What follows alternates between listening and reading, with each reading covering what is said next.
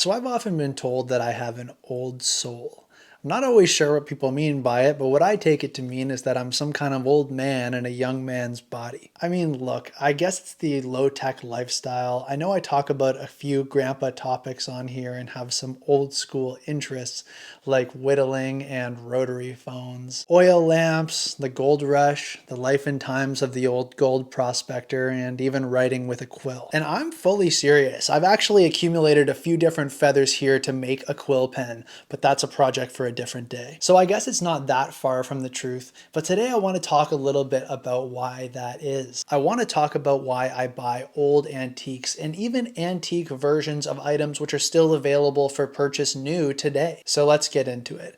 If you don't know me, I'm Spencer, and I like to talk about simple living, frugality, and ways to cut down on your technology usage, sometimes by using other technologies. So I'm a bit of a picker, honestly. I love that show, American Pickers. If you've watched this channel, you've heard me mention it a number of times. But the truth is that I have picking in my blood. My great-grandmother, who passed away at age 104 just over a month ago, ran an antique stand for decades with her husband. But outside of that, I feel like there are a number of logical reasons why buying an oldie is buying a goodie, and I want to talk about that now. Starting with reason number one, and that is I just love the story behind these antique items. Now, of course, I know that not every item is going to have some great historical pedigree, but it's cool to know that the item that I'm holding dates back to a time in history. This is especially relevant for me if it dates back to a time in history that I'm specifically fond for and romanticize, which is a lot of them, honestly. But it's just cool to know that an item has a little bit more of a story than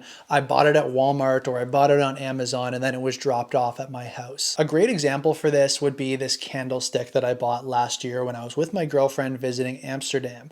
This was my first time ever going to Europe and I was so excited to be there. I was having a great time. We were checking out a large antique sale that was happening in the center of the city and I found this for sale. Now, of course, I could have bought a similar candlestick holder to this somewhere like on Amazon or at IKEA, but having this antique one from Europe, it's just cool. It has this story, it has this meaning to me. I don't really know what the actual story is, but I know that it's old and I know that it lit somebody's house at some point in history, and that's good enough for me. So moving on to the second reason why I love buying old stuff is that a lot of older stuff is by extension made in North America. With globalization, there's actually not too many things that are made in North America anymore. In fact, it basically becomes a selling point for these brands if their product is made in the USA or made in Canada because it's such an anomaly at this point. So this kind of relates to my reason that I mentioned before about the history and the story behind an item, because it makes it feel that much more special if the item that I bought was made somewhere very close by to my home. It adds a level of value which just can't be found from an item that you buy from Walmart or from Amazon, which was made who knows where. So here's a great example of this. This is my rotary phone, and this thing is an old Bell phone made by Northern Telecom. When I was first looking for a rotary phone, a landline phone option to use in my home, the options that I found on Amazon were all pretty good. They looked a lot like this, but they were all made in China. Now, I have no problem with stuff being made in China. In fact, many of the items that I own are made in China,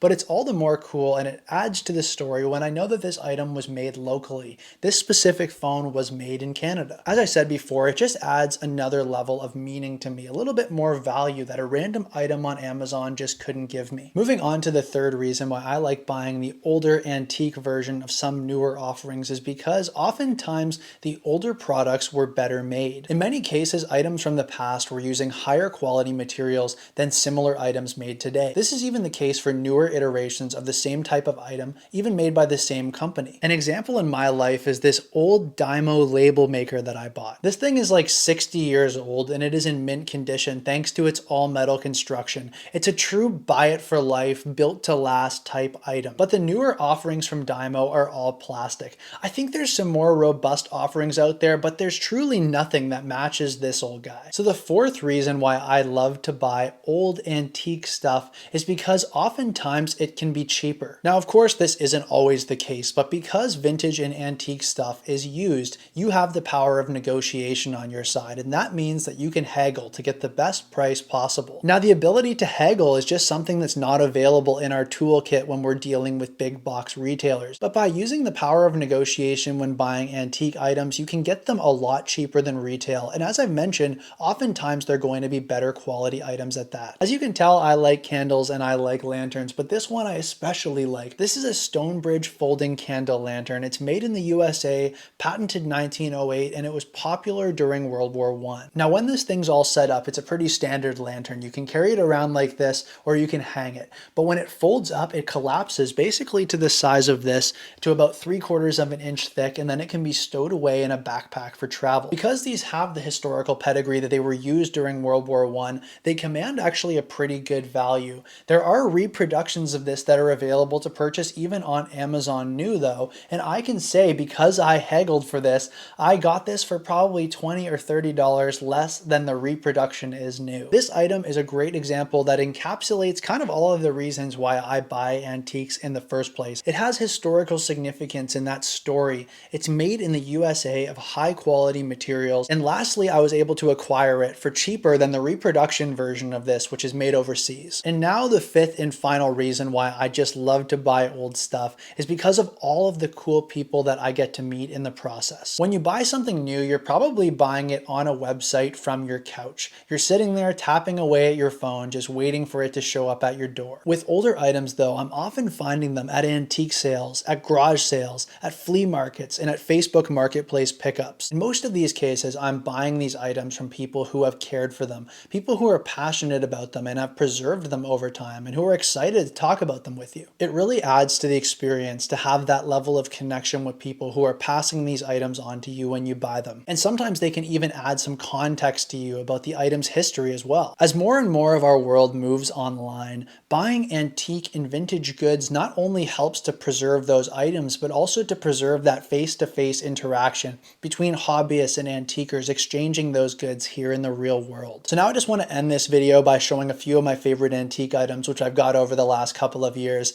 A lot of the stuff that I buy, it isn't just to display. It in fact isn't to display at all. I like to buy serviceable goods that I can put to use for their intended purposes here in the present. So occasionally I like to smoke a pipe, and when I do that, I need a lighter for it. So I wanted to get a Zippo, but I didn't really want to get the newest Zippo out there. I did some looking when I was traveling around on that road trip that I vlogged about all through New Mexico and Arizona, and I was able to pick up this Zippo here. This thing is a 1950s Zippo. I've dated it somewhere between 1951 and 1957. It's honestly not that much different than the average Zippo that's available now. In fact, a lot of the parts are actually interchangeable, and it's still covered under warranty as well. I got it for just a little bit under what a normal Zippo sells for, and I got the history and the story involved in it as well. Never gets old. Speaking of sound, I'm a musician, as you know, and I love to play the harmonica as well. It's a great little instrument that I can bring with me when I'm traveling, and I can't really bring my guitar because of the size. Now, I have a little pack of plastic Hohner harmonicas that are in every key, but this one's my favorite. This is a vintage Hohner Echo Bell. This thing's an old school, made in Germany folk harmonica. It's an all metal and wood construction, and it sounds great. If you watched my video I did a few months ago about sourdough bread, you could hear during the historical part where I was reading the history of the sourdough starter, where there was a little bit of harmonica in the background. That was me playing this thing. One of my favorite tracks to play on this and sing along with the gang is Ring of Fire by Johnny Cash.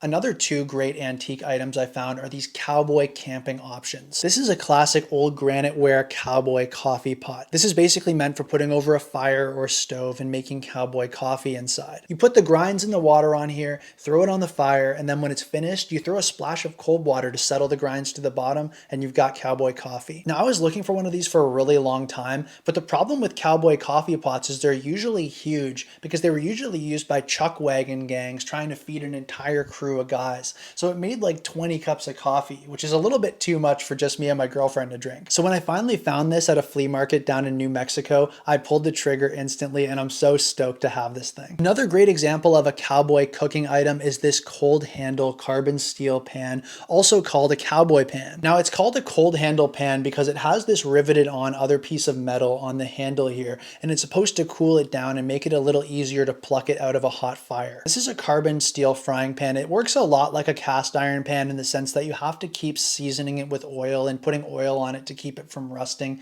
keep it in good shape, but it'll last a lifetime. This thing's probably about 100 years old, and I've gotten so much value out of this. I cook with this thing almost every day and have for the last 5 years or so. So the last antique item that I actually use that I want to show you guys today is this set of old snowshoes that I have here. Now, I'll have to take a second video to show you guys the full size of these things, but this is an old set of snowshoes. They're made in Canada. I have 2 pairs of them, and me and my girlfriend use them when we go north and do any hiking. I also have a smaller pair of MSR snowshoes that I use when I'm hiking on more technical trails, but these are honestly a lot better when you're dealing with deep snow. Just because of the surface area, you're not going to sink to the same degree as you would with a smaller pair of snowshoes, or God forbid, with your boots. Well, that's about it for today, folks. Just a few of the reasons why I like to pick up stuff from the good old days, and a few of my favorite picks that I've got over the years. What did you guys think of this video? Are you a bit of an antique collector, a bit of a picker yourself?